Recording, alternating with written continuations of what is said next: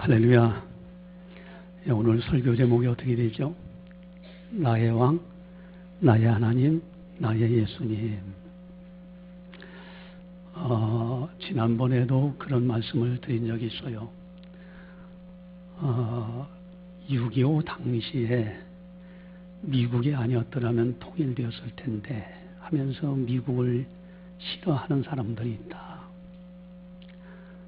그런데 만약에 미국이 아니었더라면 우리나라는 어떻게 됐을까? 아마도 창신교회는 존재치 않았을 겁니다.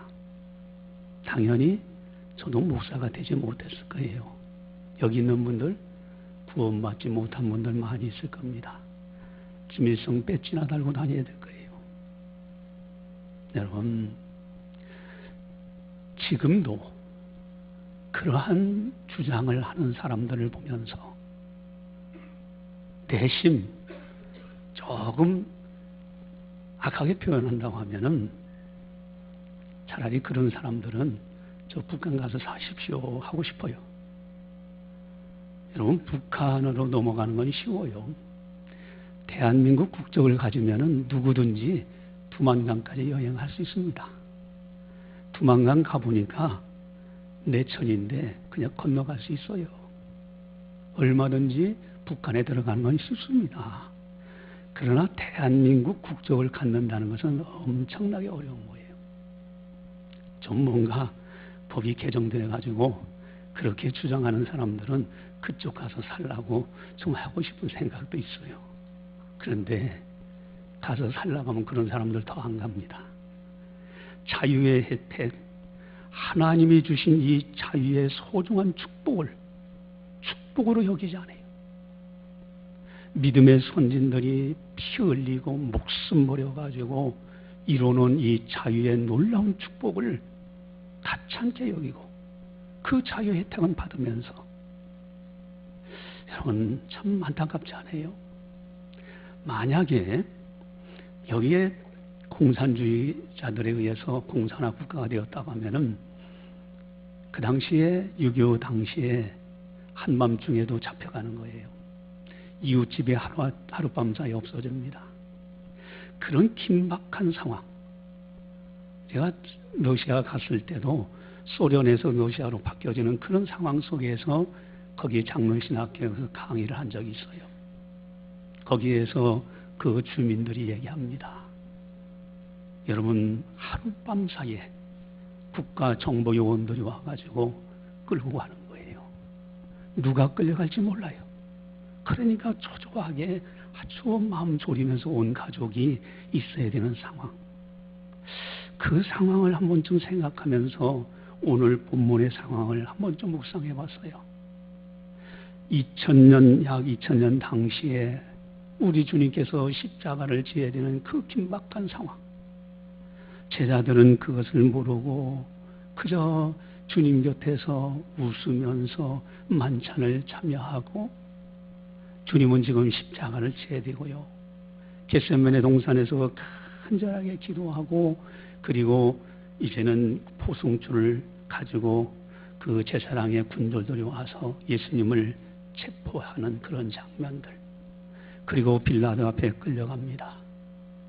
빌라도가 아무리 생각해도 이분은 죄가 없는 분이야.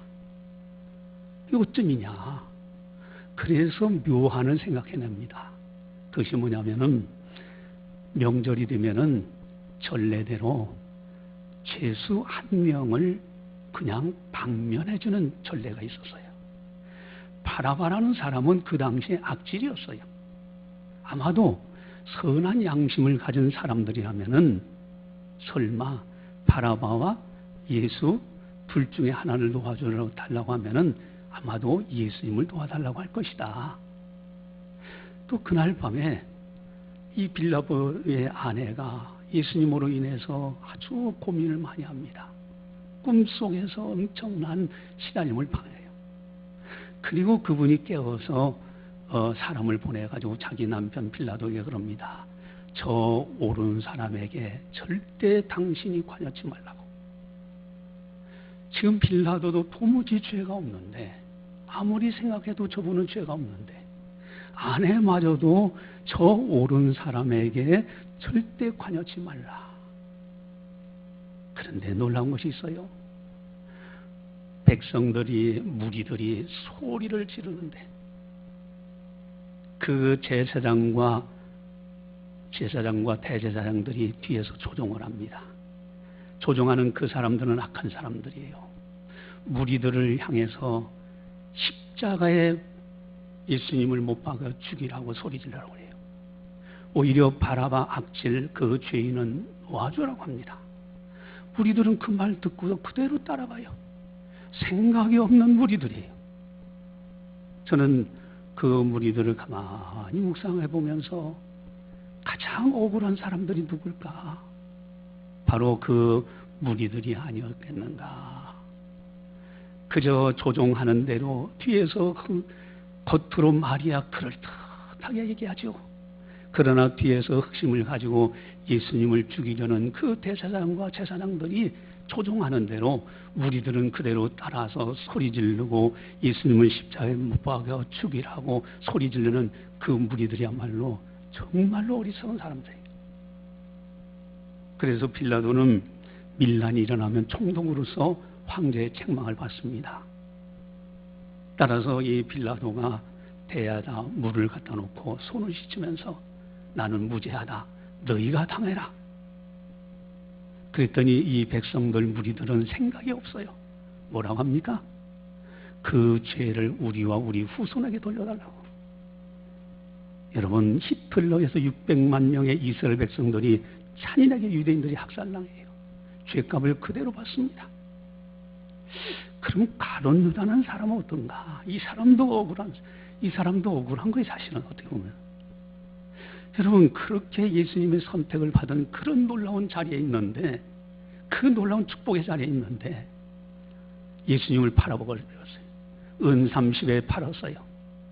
가만히 생각해보니까 도저히 저분을 팔을 이유가 없는데 내가 큰 죄를 졌구나. 그래서 제사장들에게 찾아가서 나 이거 잘못했어. 내가 잘못했으니까 이거 물린다. 내가 30냥 도로 주겠으니 예수님을 풀어주십시오. 그랬더니 뭐라고 제사장들이 합니까? 우리가 한번 4절과 24절 가만히 보면 유사점이 있어요. 4절 같이 한번 3절 4절을 가져보겠습니다.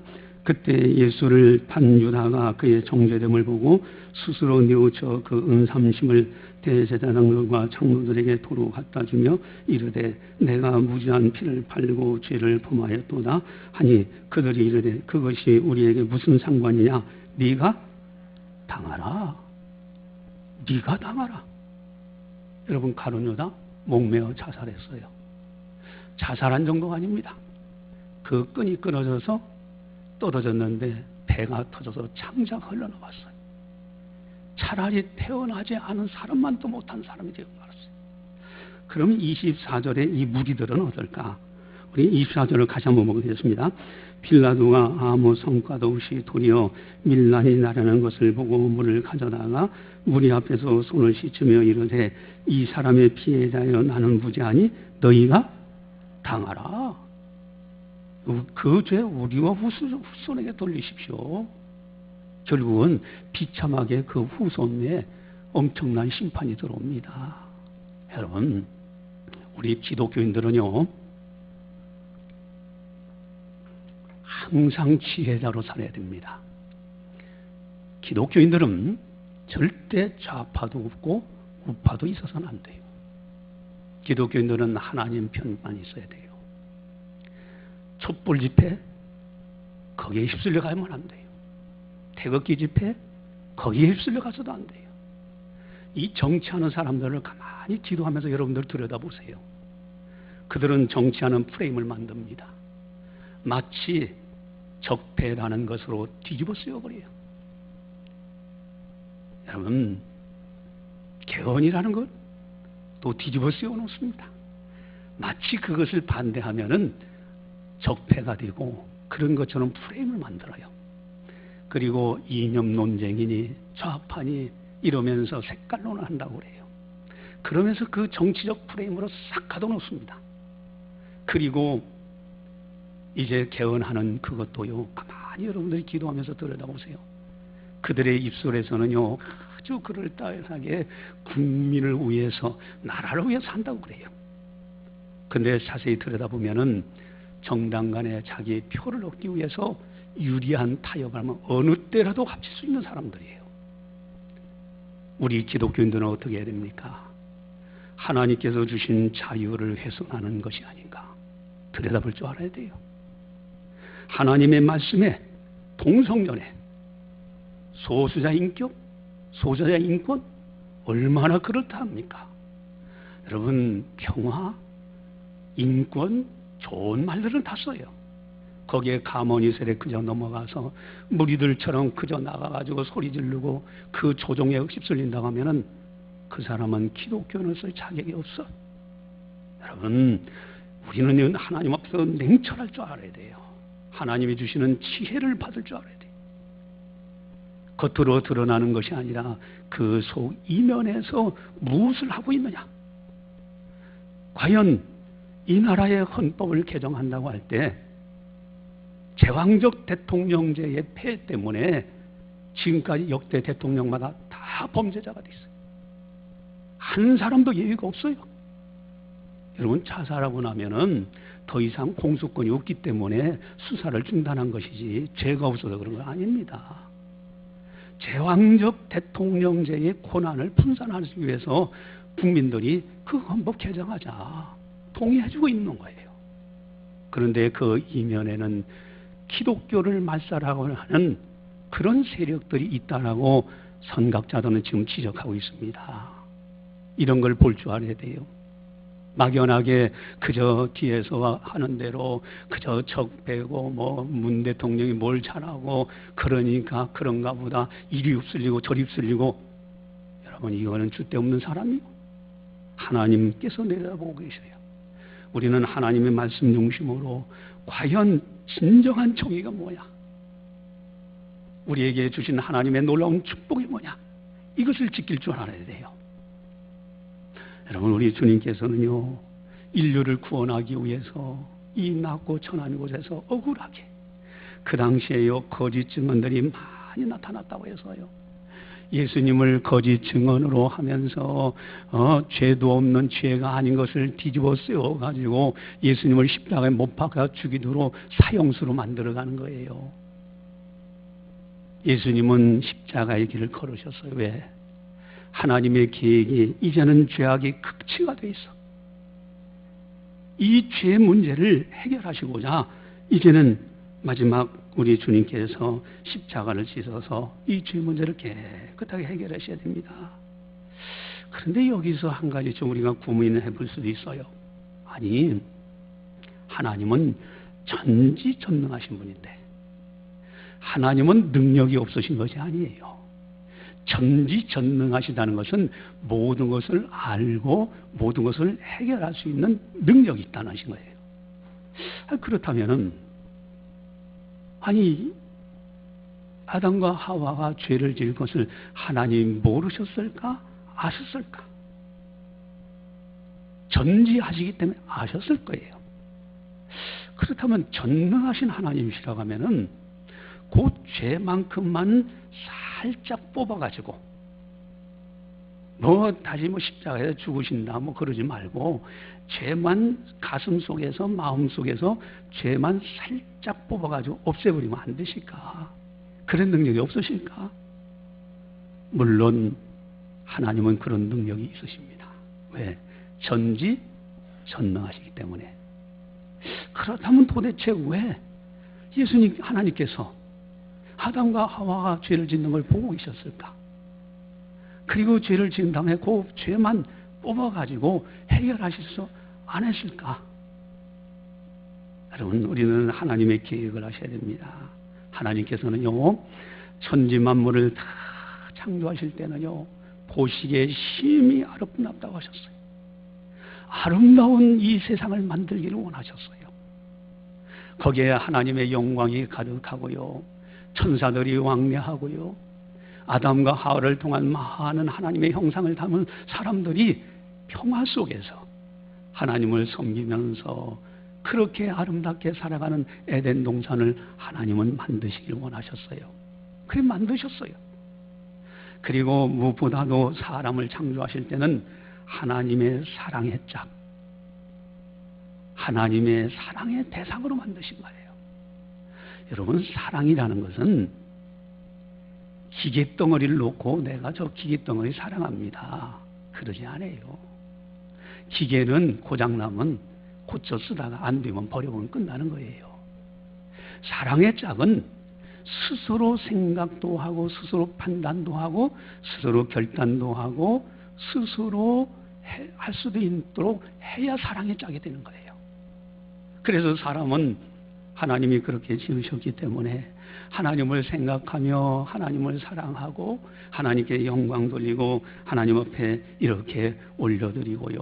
그리고 하나님과 대화하고 이렇게 살아가는 존재예요. 이사야 선지자는 밝히 이렇게 말씀하십니다. 내 영광을 위하여 창조한 자를 오게 하라. 여러분, 영광 받으신다고 할 때 그저 막연하게 앉아가지고서 영광 받, 그게 아닙니다. 여러분, 사랑의 대상자요, 서로 동등한 위치, 그렇다고 같은 차원이 아닙니다. 피조물이죠. 그러나 하나님을 사랑하는 위치에서 하나님, 난 이렇게 생각합니다. 하나님 사랑합니다. 내가 이러이러한 것을 만들어 봤습니다. 하나님은 또 그걸 보시면서 기뻐하시고, 이런 아름다운 관계, 하나님은 이렇게 만들기를 원하셨고 그렇게 만드셨어요, 사실은. 그래서 아담아 하고 부르시면요, 예, 제가 여기 있나이다. 동물들이 다 아담에게 옵니다. 근데 아담이 얼마나 지능이 뛰어난지요.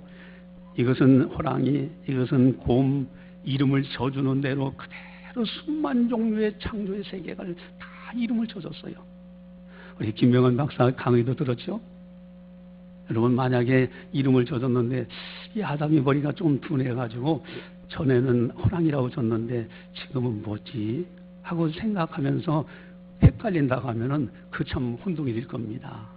그러나 에덴 동산에는 전지전능, 이제는 그러한 세상에 아름다움이 있어요. 이렇게 하나님은 만드셨어요. 수만 종류의 과일나무도 있고요.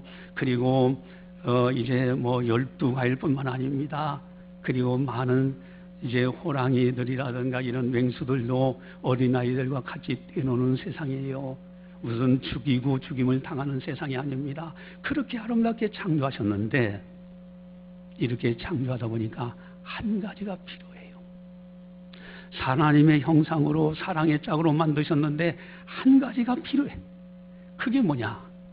나는 하나님이고 너는 사람이다. 요것만큼은 네가 지켜줘라. 이것이 필요한 거예요. 다른 건 내가 다 너에게 다 주마. 그러나 나는 하나님이고 너는 사람이다. 요것만큼은 지켜줘라. 그것이 바로 선악과입니다. 다른 거 이 에덴 동산에 있는 건 다 네 것이다. 그러나 선악과를 통해서 나는 하나님 되고 너는 사람이라는 거, 그래서 다른 거 그 수많은 과일나무 중에서 선악과 하나만은 절대 따먹지 마라. 먹는 날에는 정령 죽으리라고. 하나님은 하나님이시고 사람은 사람이라는 거, 그 한 가지 룰을 선악과로 만드신 거예요. 그런데 이런 놀라운 축복의 자리에 갔던 아담과 하와가 그만 선악과를 따먹게 됩니다. 이 따먹고 났을 때 하나님의 말씀이 그대로 이루어집니다. 정령 죽으리라. 사망이 들어와요. 그러나 하나님은 사랑이셔요. 하나님은 공의 하나님이십니다. 공의는 반드시 이루셔요. 사랑도 반드시 이루시는 하나님이셔요. 그래서 하나님께서 생각하신, 계획하신 것이 뭐냐? 아담아 하고 부른 다음에 가죽옷을 입혔어요. 한 마리의 다른 양이나 염소가 희생되어서 죄값을 지불함으로 입혀주셔서, 그래서 다시 아담을 부르신 거예요. 구원의 길을 열어가시는 거예요. 신라곤 낙원에서 쫓겨났어요. 이제는 복낙원을 향해서 가요. 가인과 아벨의 제사에서 아벨은요, 양의 첫 새끼를 잡아서 하나님 앞에 번제로 드립니다. 아벨의 죄값을 양이 대신하고 죄값이 지불된 공의가 이루어졌기 때문에 사랑의 하나님께서 아벨을 받으시는 거예요. 그 뒤로 성막제사가 이루어집니다. 성막제사 지낼 때 여러분들이 만약에 구약시대에 살았더라면요, 지금도 여러분들이 소나 염소나 양이나 가난한 사람은 비둘기라도 가지고 와야 됩니다. 그러면 제사장이 그 위에 손 얹고 기도해요. 그럴 때 백성들의 죄가 다 그리로 전가됩니다. 그리고 양이나 소나 염소 제물이 죽을 때 죄값이 지불된 거예요. 이제는 사유. 그래서 성막제사를 계속해서 지내게 합니다. 그 다음에는 정착 생활을 하게 돼요. 그때는 성전제사를 지내게 돼요. 이제 역사 속에서 하나님의 때가 딱 됐어요. 이때 하나님의 아들 예수님께서는 이제는 소나 양이나 염소가 아닌 자신의 피, 자신, 그래서 세례 요한에게 세례를 받습니다. 여러분, 제사장이 안수할 때 백성들의 죄가 제물에게 넘겨가는 것처럼 세례 요한의 아버지는 사가랴입니다. 마지막 대제사장이에요. 그의 아들이 제사장직을 이어요. 여러분, 원래는 예수님이 세례 요한에게 세례를 줘야 돼요. 그러나 세례 요한이 예수님께 세례를 줬어요. 왜 그렇습니까? 마지막 제사장으로서 제물이 되시는 예수님께 머리에 손 얹고 안수함으로 백성들의 인류의 죄가 다 그리 넘어가요. 그래서 요한복음 1장 27절에 보라, 세상 죄를 지고 가는 하나님의 어린 양이로다 그래요. 예수님께서는요, 그 세상 죄를 다 지시고, 그리고 골고다 산상 종료주일 때는 예루살렘에 입성하시고 일주일간 고난주간을 지내면서 성금요일 날 십자가에서 제물이 되셔서 물과 피를 쏟으면서 죄값을 다 지불합니다. 하나님의 아들 예수님이 죄값을 지불하는 그 능력이야말로 역사의 시작과 역사의 마지막에 있는 온 인류의 죄값을 다 지불하는 능력이 있는 거예요. 그래서 죄값을 깨끗하게 지불하시고요, 3일 만에 사망 권세를 깨뜨시고 부활하셨습니다. 부활하신 예수님께서 친히 대제사장이 되셔서 송아지나 염소 피가 아닌 자기 피를 가지시고 영원한 지성소 하나님 보좌 우편에 계신 거예요. 그래서 예수 안에 있는 사람들의 죄가 다 깨끗하게 용서받아요. 이것이 히브리서에 자세하게 설명이 나옵니다. 여러분, 이 놀라운 은총이에요. 이 은혜 속에서 살면서 이 놀라운 은혜를 받았으면서도 이 은혜를 은혜로 알지 못한다고 하면은 배은망덕한 거잖아요. 여러분, 오늘 본문에 보니까요, 이렇게 우리 주님께서 그 고난을, 이제 십자가를 지기 위해서 빌라도 앞에서 그 엄청난 십자가의 고통을 당하게 됩니다. 그 결과 우리들은 어땠습니까? 하나님께서는 만세 전부터 이미 다 알고 계신 하나님께서 우리를 선택하셨어요. 그래서 우리가 구원받았어요. 베드로 사도는 이렇게 설명합니다. 베드로전서 2장 25절에 영혼의 감독되신 이에게 우리가 돌아왔다. 전에는 목자 없이 양같이 그저 유리하고 살았는데 이제는 영혼의 감독 되시는, 영혼의 목자 되신 주님 앞에 돌아왔다는 거예요. 여러분, 우리가 새벽에 기도하고 집에서 기도하고 길을 가며 기도할 때 나의 영혼의 목자 되신 주님께서 감당치 못할 시험은 피할 길에서 감당케 하시고요, 감당할 만한 시험은 능력을 주셔서 능히 감당케 하시고요, 이제는 나 혼자가 아니라 나의 목자 되신 우리 주님께서 친히 함께 하셔요. 그래서 묵상하는 가운데 오늘 설교의 제목 다 같이 한번 해보겠습니다. 나의 왕, 나의 하나님, 나의 예수님. 할렐루야. 여러분, 십자가 부활의 놀라운 은총이에요. 이 은총 안에서 우리가 이렇게 하나님의 놀라운 자녀가 됐어요. 이제는 천국 백성이 됐어요. 하나님의 사람이요, 성령의 사람이요, 예수 그리스도의 사람이요, 거룩한 성자, 우리도자, 거룩한 성도가 됐습니다. 여러분, 이 놀라운 은총이요, 여러분들이 아직은 세상 것에 많이 이렇게 영향을 받아서 지금은 희미할지 몰라요. 이제 20년, 30년 이 가운데는 10년을 더 살다가 20년을 더 살다 30년을 더 살다 제가 생각하기에는 여기 계신 분들 다 100세 이상을 살기를 바랍니다. 할렐루야. 이 아멘 하지 않는 거 보니까 뭐 그냥 빨리 죽고 예. 그러나 건강하게 오래 사시죠. 건강하게. 여러분 100세 시대라고 그래요. 저는 이제 여러분들이 기도하고 다 이렇게 협력해서 이번에 이렇게 이제 목에 후두염, 목에 앉아도 감기가 아닙니다. 그래서 지냈는데 우리 박원희 내과 원장은 이제 오시잖아요. 우리 집회하러 오시는데 이분이 그런 얘기를 해요. 목사님 이제 100세 시대입니다. 무슨 뭐 다른 뭐 대체의학이라든가 한방이라든가 뭐 그런 것 때문에 그러니까 양약이 이렇게 발전해서 이제 100세까지 가는 겁니다. 하면서 저를 치료해 주셔서 지금 이제 아주 이렇게 설교를 자연스럽게 식사도 이제 자연스럽게 할 수 있도록 이렇게 됐는데 여러분 어쨌든요 이 땅에서도 장수하시되 더 중요한 것은 천국만큼 놓쳐서는 안 돼요. 이거 놓치면 다 소용없어요. 천국은 반드시 들어가야 돼. 여기 계신 분들 다 천국에서 만났을 때, 야, 그때 우리 창신교에서 우리가 이렇게 예수님의 일을 하지 않았느냐, 하나님의 일들을 하지 않았느냐, 그 말할 때 얼마나 감격적이었을까. 할렐루야. 예, 여러분 이렇게 해서 우리들은요 마귀가 우리 근접 못합니다. 여러분 예수의 이름을 딱 가지고 있는 우리들에게요 마귀가 꼼짝 못해요. 권세요. 사망도 우리를 왕노로도 못합니다. 또한 죄악도 우리에게 왕노로 못합니다. 실수할 수는 있어요. 그러나 즉시 회개하고 돌이켜서 새롭게 출발하는 거예요. 이제 사람들로 나를 어찌하랴. 환경이 어떻든 그것도 나를 어찌할 수 없어요. 이수의 사람들은 이제는 권세를 가지고 십자가 부활의 진리를 굳게 붙들고 천국을 향해서 하루하루 승리하며 살아가는 사람들입니다. 할렐루야. 우리들은 하나님의 사람들이에요. 절대 세상 것에 휩쓸려 가지 마세요. 하나님 앞에 기도의 사람이 되시기 바랍니다. 막달라 마리아라는 그 여인은요 7 귀신이 들린 사람이에요. 근데 그 여인은 그 막달라라는 뜻이 뭐냐면은 막달라 지역이 있어요. 갈릴리 서쪽 해안가에 있는데 거기는 염색업과 방직업이 뛰어납니다. 그러니까 돈이 있어요.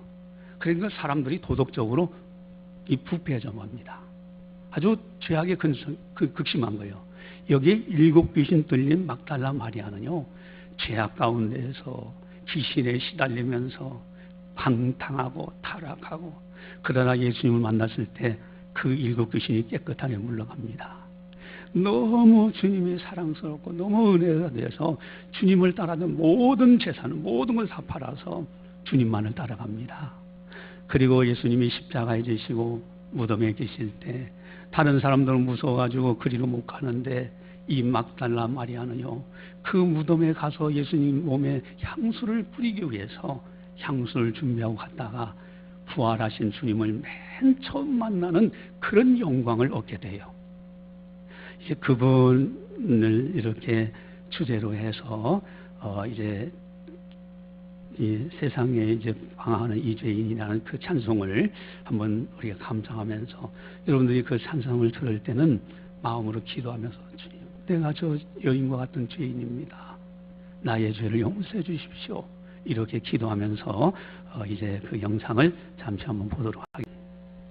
우리 주님께서 우리의 죄 문제는요 그저 편안하게 이렇게 내가 십자가 졌다 그러니 너희 죄가 용서가 그게 아닙니다. 오죽했으면은 겟세마네 동산에서 땀방울이 핏방울이 뒤도록 기도하셨겠어요. 그렇게 해서 천국 가는 길이 열려진 거예요. 단순하게 그저 어떻게 하다 보니까 절대 그게 아닙니다. 십자가를 정확하게 알면요 나는 십자가 위에 타는 것 없습니다. 그래서 바울이 뭐라고 고백하냐면은 십자가 위에 자랑할 것이 없나니 나는 세상을 대하여 십자가에 못 박혔다. 세상도 나에 대하여 십자가에 못 박혔다. 나는 십자가만 자랑하노라고. 여러분 이 놀라운 종 그 은총으로 내가 죄 용서받고요 천국 가게 됐다는 이 놀라운 은혜를 생각하면서 십자가 붙들고 부활 붙들고요 믿음으로 끝까지 승리하셔야 됩니다. 그래야 천국에서 만나요. 할렐루야. 기도하시겠습니다. 사랑의 하나님 아버지, 우리 주님께서 우리를 구원하시고자 그 모진 고통과 그 모진 야유와 그리고 그 모진 엄청난 시련과 핍박을 받았습니다. 그로 인하여 우리가 죄 용서받고 이제는 부활하신 주님을 따라 저 아름다운 천국에 들어가게 되었습니다. 이 놀라운 십자가의 진리, 부활의 진리 결단코 잃어버리지 않는 우리를 다 되게 하여 주시옵소서. 주여 주여 하는 자마다 다 천국에 들어가는 것이 아니라고 했습니다.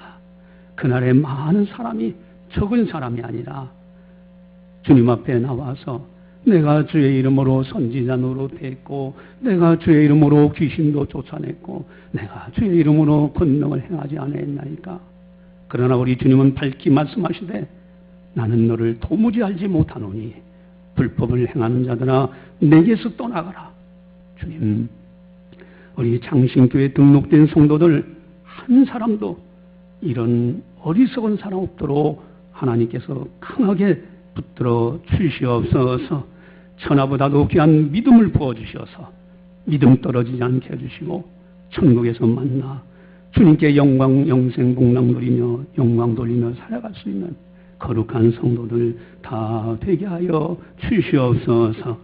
모든 영광 주님께 올려드리오며 예수님의 이름으로 감사 기도드리옵나이다. 아멘.